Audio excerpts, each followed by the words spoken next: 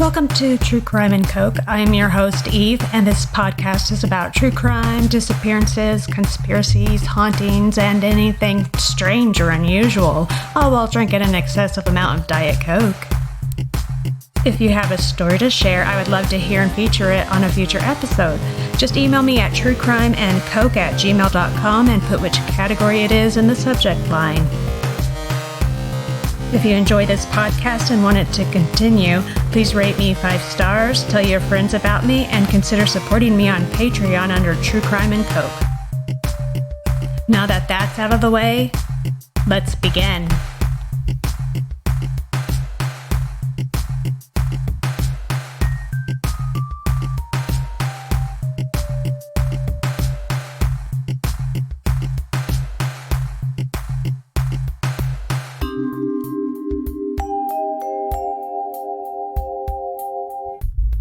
Hey there, this is Eve. Welcome to my first EDUsode. It is about death investigation and is a guide for the scene investigator pretty much from, I guess, when he gets the call to get there and proceeding forward. So let's get started. Yes, please, this is an emergency. Please send a squad to Pierce Butler Road, Molenbeek Manufacturing Company, machine shop. Please, there's an ambulance too. There's a girl hurt there. Can you tell me what happened here? She's laying on the ground in the back by the railroad tracks, by the engine. What's the address? I don't know. Who are you?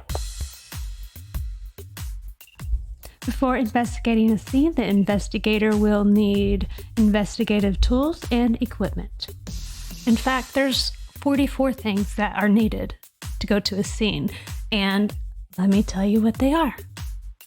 You need an alternate light source, a barrier sheeting or tent, which is to shield the body or area from the public view, biohazard plastic trash bags, blood collection tubes, body bags with locks, body identification tags, business cards with fax and email address, camera equipment, clean body cover for the sheet and drape, communication equipment, crime scene tape, departmental scene forms, disposable protective suit or PPE equipment, evidence identification markers, evidence seal tape, face and eye protection, which is the PPE, first aid kit, flashlight, hair cover, hand tools, whether it be bolt cutter, hammer, metal detector, paintbrushes, pocket knife, rope, shovel, etc. Investigative notebooks, latent print kit, or I am from Oklahoma, I probably will use latent print kits and say a whole lot of things in Oklahoman.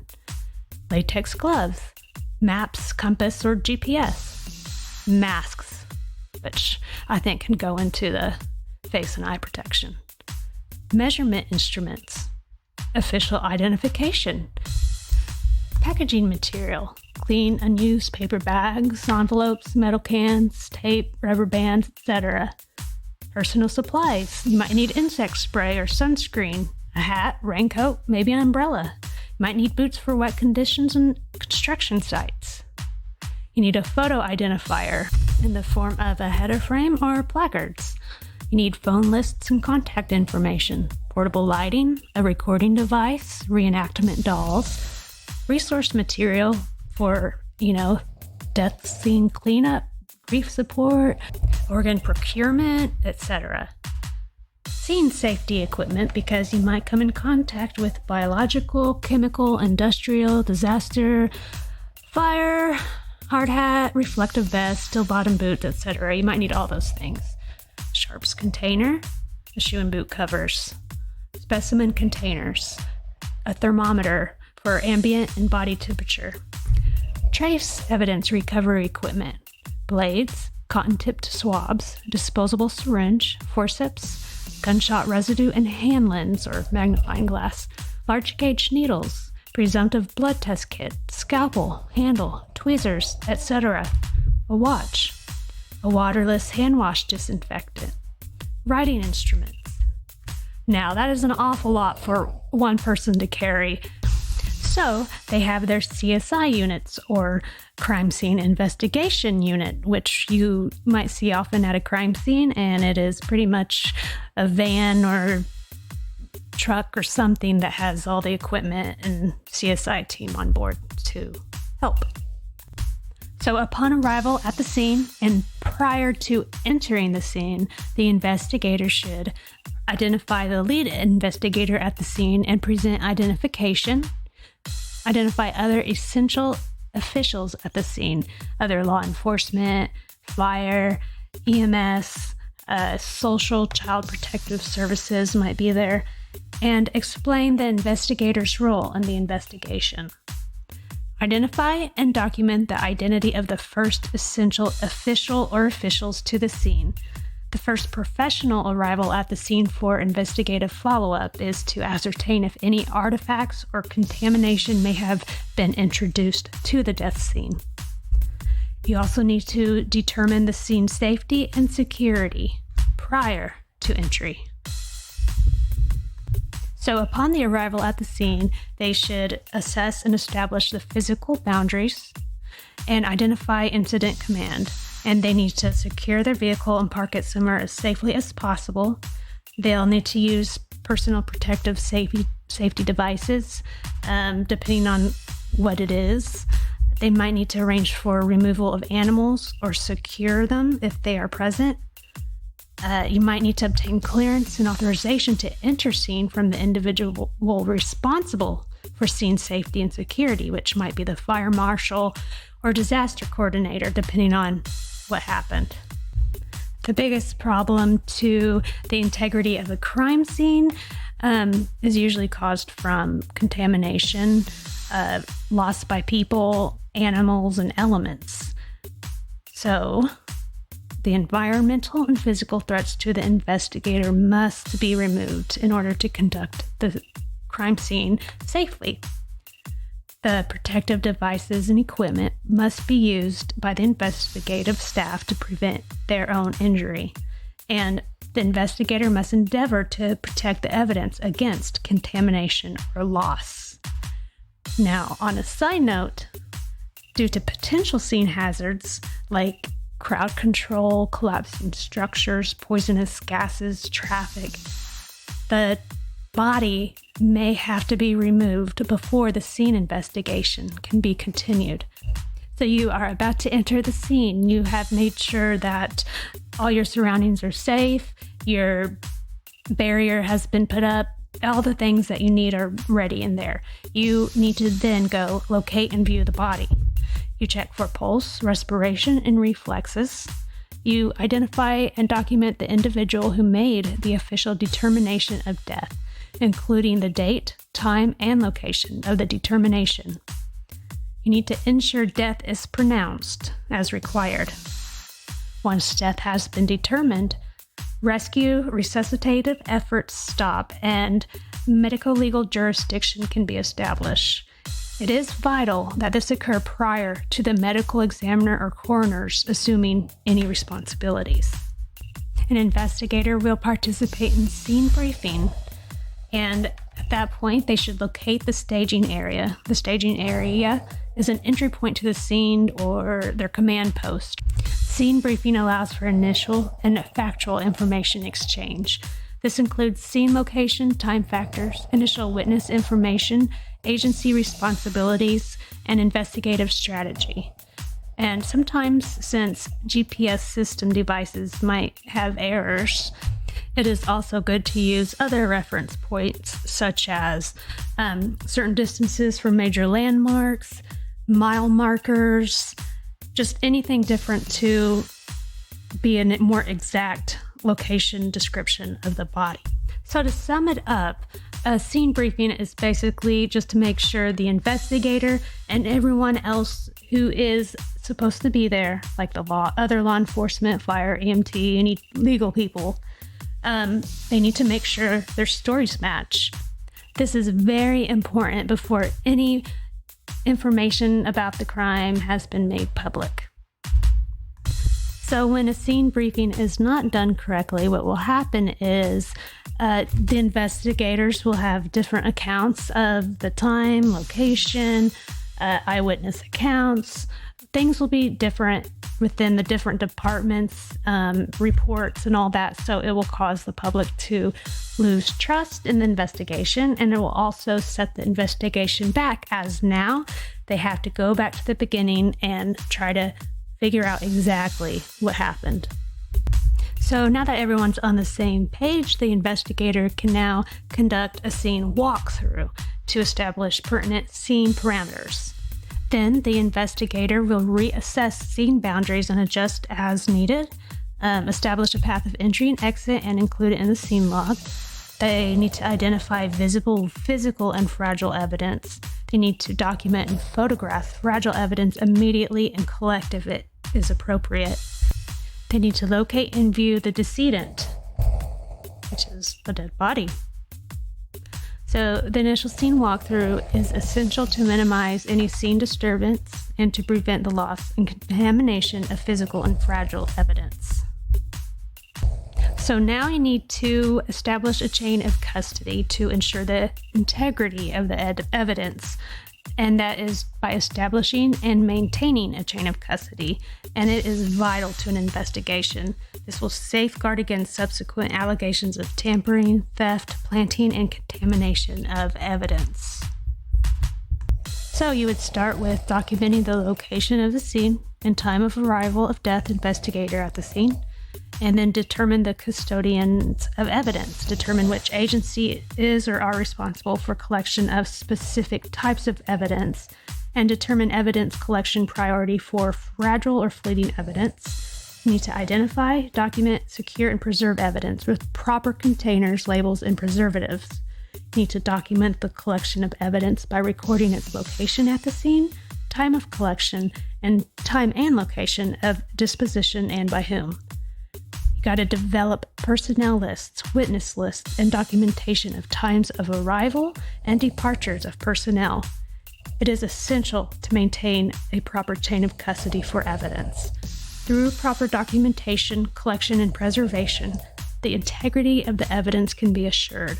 A properly maintained chain of custody and prompt transfer will reduce the likelihood of a challenge to the integrity of the evidence. They will need to follow laws related to the collection of evidence to ensure a complete and proper investigation in compliance with their state and local laws, admissibility in court, and adherence to office policies and protocols. So this will vary between different jurisdictions and all that. So they will have their own policies and should know them. The investigator then needs to obtain an overall orientation photograph of the scene to spatially locate the specific scene to the surrounding area. Photographic specific areas of the scene are there to provide more detailed views of specific areas within the larger scene. Photograph the scene from different angles to provide various perspectives that may uncover additional evidence. You also need to obtain photographs with scales to document specific evidence, and obtain photographs even if the body or other evidence has been moved. If evidence has been moved prior to photography, it should be noted in the report, but the body or other evidence should not be reintroduced into the scene in order to take photographs. So the photography allows for the best permanent documentation of the death scene. It is essential that accurate scene photographs are available for other investigators, agencies, and authorities to recreate the scene. Photographs are a permanent record of the terminal event and retain evidentiary value and authenticity. It is essential that the investigator obtain accurate photographs before releasing the scene. These photos are also very important in helping with cold cases. So 20 years from now, if you have good photos, it could help possibly solve a cold case. An investigator must then have written documentation of the scene to provide a permanent record that may be used to correlate with and enhance photographic documentation, refresh memories, and record observations. So, before the dead body is taken away, they should have like a diagram that describes in writing the items of evidence and their relationship to the body with necessary measurements. They need to describe and document with necessary measurements blood and body fluid evidence, including volume, patterns, spatters, and other characteristics. They need to describe scene environments, including the odors, lights, temperatures, and other fragile evidence. If scene conditions have changed or evidence has been moved prior to written documentation, this should be noted in the report. The written scene documentation is essential to correlate with the photographic evidence and to recreate the scene for police, forensics, and judicial and civil agencies with a legitimate interest. The investigator then needs to establish a probable location of injury or illness, and the location where the dead body is found may not be the actual location where the injury or illness that contributed to the death occurred. So it is imperative that the investigator attempt to determine the locations of any and all injuries or illnesses that may have contributed.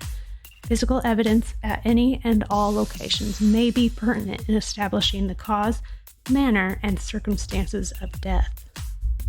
So what the investigator should do is, of course, document the location where the death was confirmed, determine the location from which the decedent was transported and how the body was transported to the scene, identify and record discrepancies between the body and the scene, like if there's rigor mortis, livor mortis, and body temperature, and I will get into those exact definitions later on, probably not in this episode, but in the future.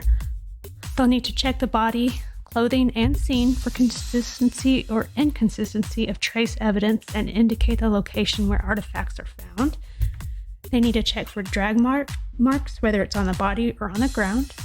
They need to establish post-injury activity, obtain dispatch records, which might be from the police or ambulance. They need to interview family members and associates as needed. But it is imperative that the investigator attempt to determine any and all locations where the decedent has previously been and the mode of transport from these sites. Because of ambulances, everything like that, a lot of times the victim is taken away from the crime scene and dies later on in the hospital.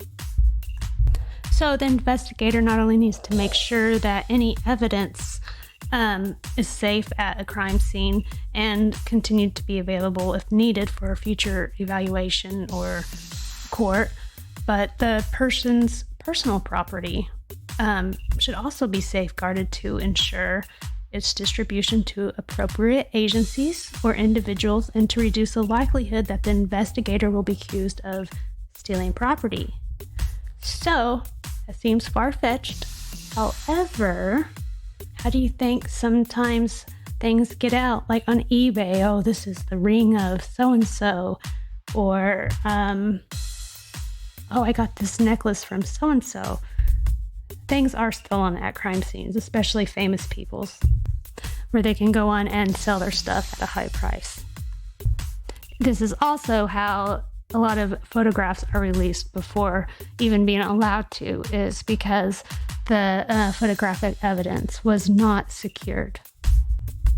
The investigators then need to document comments of witnesses at the scene to allow the investigator to obtain the primary source data regarding the discovery of the body, witness corroboration, and terminal history. The documented interview will provide essential information for the investigative process. So what they will collect are available identifying data on witnesses, their full name, address, date of birth, contact information. They need to establish the witness's relationship, association with the deceased, establish the basis of the witness's knowledge, like how does the witness have knowledge of the death? They need to obtain information from each witness individually or as appropriate. They need to note discrepancies from the scene briefing, and they need to challenge or explain or verify statements, and they need to record and retain statements as needed. So this documentation must exist as a permanent record to establish a chain of events. So once that is complete, and they already have photographs of the overall crime scene and a photograph of they found the body in the overall crime scene. Then they will go into more detailed photos of the deceased body. This will pretty much preserve any essential details of the body, such as position, appearances, identity, and final movements. And so this will help to share any information with other agencies investigating the death. So what they'll do is they will photograph the decedent's face, never clean the face, do not change any condition. They need to take additional photographs after removal of any objects or items that interfere with photographic documentation of the decedent. For example, body removed from car. They need to photograph the decedent with and without measurements as appropriate. They need to photograph the surface beneath the body after the body has been removed as appropriate. And they need to take multiple photographs if possible. Investigator then will conduct an external body examination, and this provides the investigator with objective data regarding the single most important piece of evidence at the scene, the body. This documentation provides detailed information regarding the decedent's physical attributes, his or her relationship to the scene, and possible cause, manner, and circumstances of death. So you will document the position with and without measurements as appropriate, document the physical characteristics, document the presence, absence, and condition of clothing and personal effects, document the presence or absence of any items or objects that may be relevant, document the presence or absence of marks, scars, and tattoos, document the presence or absence of injury and trauma, petechia, etc. Oh, and by the way, petechia are pinpoint round spots that appear on the skin as a result of bleeding under the skin. The bleeding causes the petechia to appear red, brown, or purple. Petechia commonly appear in clusters and may look like a rash. They are usually flat to the touch and don't lose color when you press on them. They are tiny and usually measure less than 1/8 of an inch. Larger varieties of these types of spots are called purpura. Petechiae or petechia may indicate a number of conditions ranging from minor blood vessel injuries to life-threatening medical conditions. However, if petechia is found in a dead victim's eyes, then this highly points to strangulation. So if he documents this in his head, the investigator already knows which route he's going to take on investigating, as it's most likely a murder. It's not 100% true all the time, but in about 85% of manual strangulation cases, petechia are present in the eye. The investigator also needs to document the presence of treatment or any resuscitative effort, and if necessary, take additional photographs after removal of any objects or items that interfere with the photographic documentation of the decedent. So, through the evaluation and documentation, both photographic and written, of the deceased at the scene are essential to determine the depth and direction that investigation will take. To maintain chain of custody, evidence must be documented, collected, preserved, and transported properly, as we mentioned earlier. But in addition to all of the physical evidence visible on the body, blood and other body fluids present must be photographed and documented prior to collection and transport. Fragile evidence, which is evidence that can be easily contaminated, lost, or altered, must also be collected and preserved to maintain the chain of custody and to assist in determination of cause, manner, and circumstances of death.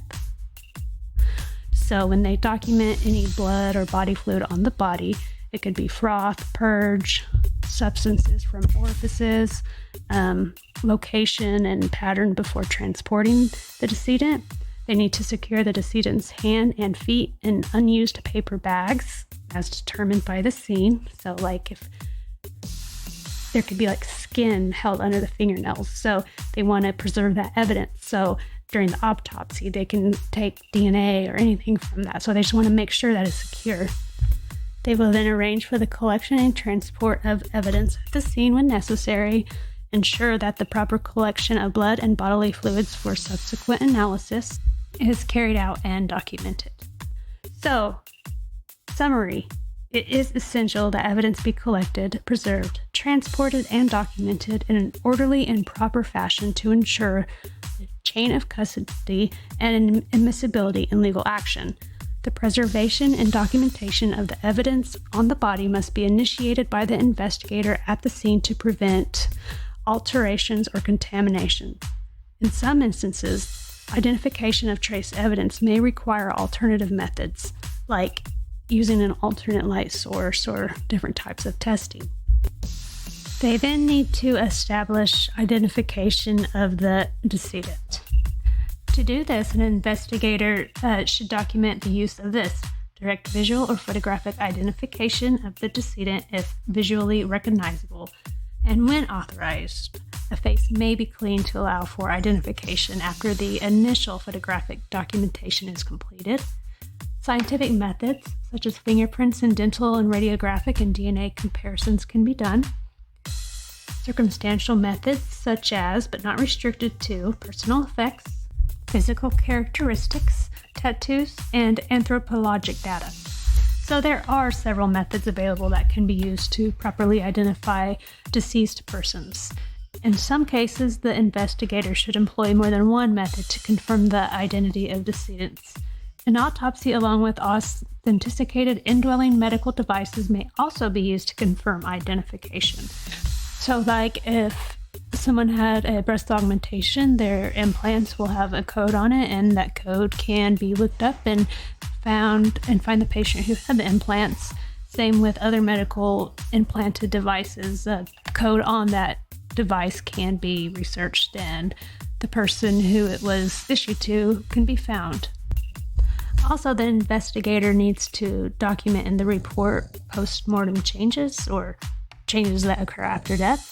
And these are the following: livor mortis, rigor mortis, the degree of decomposition, insect and animal activity, scene temperature, and you need to document the method used and time estimated, the description of the body temperature, whether it's warm, cold, or frozen, or the measurement of body temperature, document method used, and time of measurement. And side note, there are 3 stages of decomposition that are livor mortis, algor mortis, and rigor mortis. Livor mortis, which means discoloration of death, algor mortis, which is the coldness of death, and rigor mortis, which is the stiffness of death. So by having this documented, this allows investigators and medical examiners to get an idea of the time of death. So in a future episode, I will get into detail on livor mortis and rigor mortis and degrees of decomposition and the effects of insect and animal activity and all of that. So at this point, it is now time for the investigator to start a scene debriefing. So the scene debriefing is the best opportunity for investigative participants to communicate special requests and confirm all current and additional scene responsibilities. The debriefing allows participants the opportunity to establish clear lines of responsibility for a successful investigation. Complete processing of the scene may require an extended period of time beyond the initial scene investigation. This should be communicated between agencies beyond the initial scene, and investigators from different agencies need to stay in communication with each other throughout the entire time. So I'm going to stop here for this EDUsode. The next EDUsode about the continuation of the death crime scene investigation will go on to identifying the next of kin and what happens from there. So I will actually give you a summary of crime scene investigation, and it's basically 7 steps. They want to identify the scene dimensions, establish security, create a plan and communicate, conduct primary survey, document and process the scene, conduct secondary survey, and record and preserve evidence. So, I will see you, not literally, on my next episode. Have a good evening.